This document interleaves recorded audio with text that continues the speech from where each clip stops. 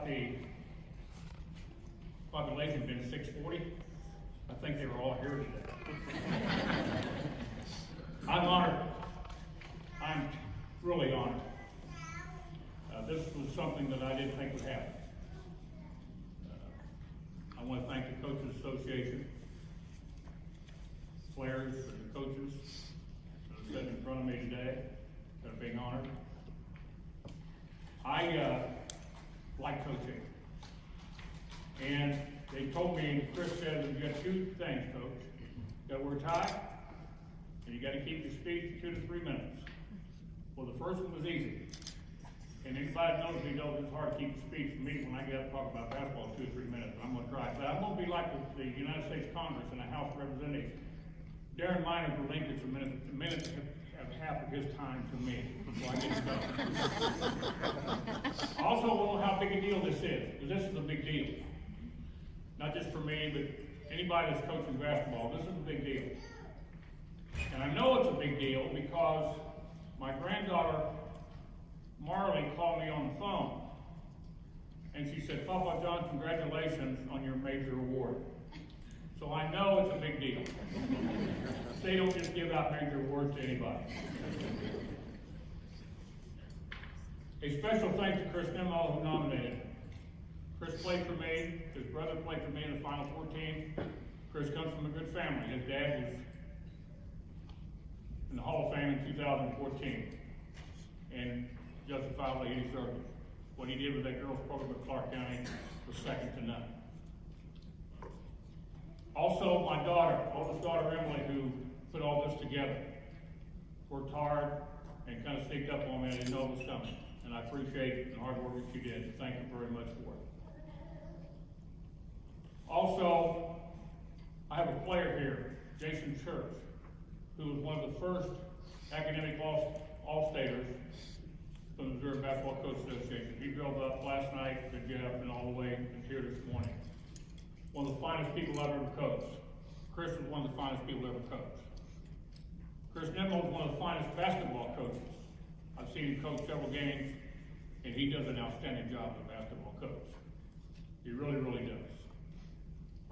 Jason Church came all the way up, and I appreciate him coming. He's a special kid. I worked for his dad as superintendent, and he played hard. He worked hard.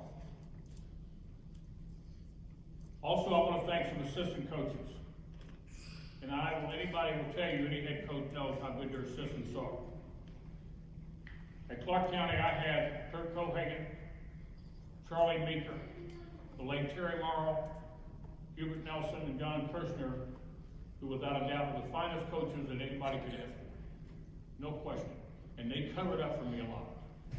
They had to. Because I wasn't easy to work for, and I sure wasn't easy to play for. And I wouldn't play for me.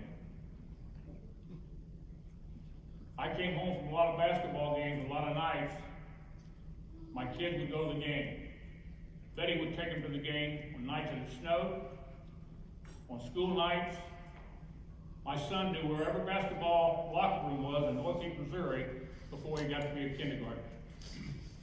My oldest daughter took her first step at a basketball game. Her first step. So we know how young they were then for Betty to take them. And they were the backbone. They put up with a lot. In fact, when I got home after a loss, when I walked through the door, you could hear the bedroom doors lock. And back then they wouldn't let me have a dog. So there's a good reason for that. And I have a dog now, but I'm not coaching either. My family, my kids are here. My grandkids are here. And this is as much for them as it is for me. I did the coaching, but believe me, when somebody mentioned earlier about coaches' kids, that is tough. When a kid doesn't play, and he's upset, he may take it out on your son or daughter the next day in the hallway. That was tough. And they stood up. They stood up. My son was one of the best players I ever coached. He's probably one of the most compassionate players about the game of basketball that I ever coached. In the district championship game, he had 39 points, and I made him quit shooting. And I wish I'd let him shoot it 2 or 3 more times. He loves the game. My daughter didn't play basketball for me, but they were big supporters and they love the game. I have 4 granddaughters. They're basketball players, they're soccer players, and they're softball players. And I want to be their agent because they're all pretty darn good. And they too love it. Also, I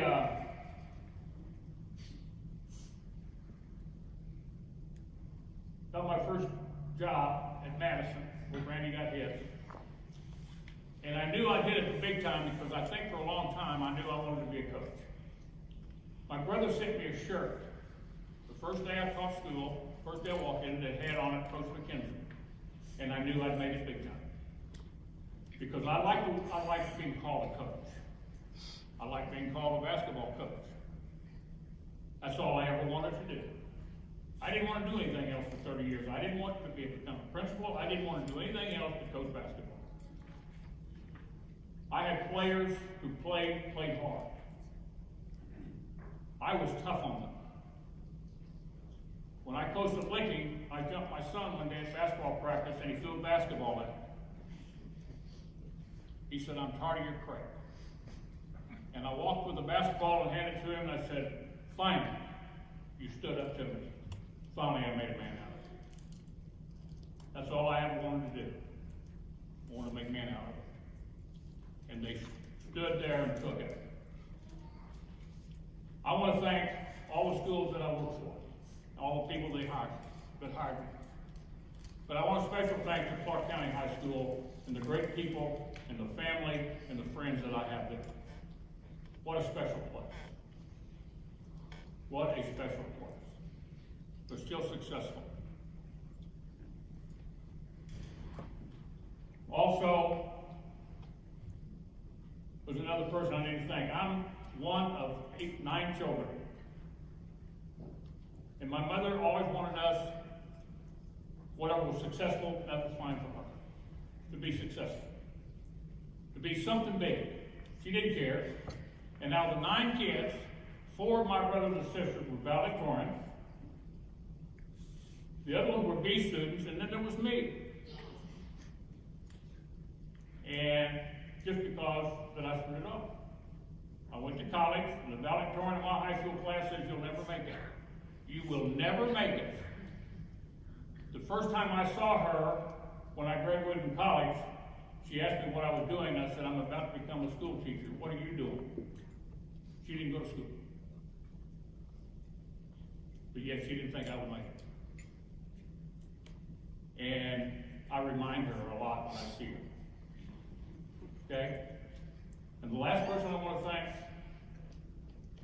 that my mom would be proud today. So I can tell her that finally, "Mom, I made it big. I made it big time. I'm in the Hall of Fame."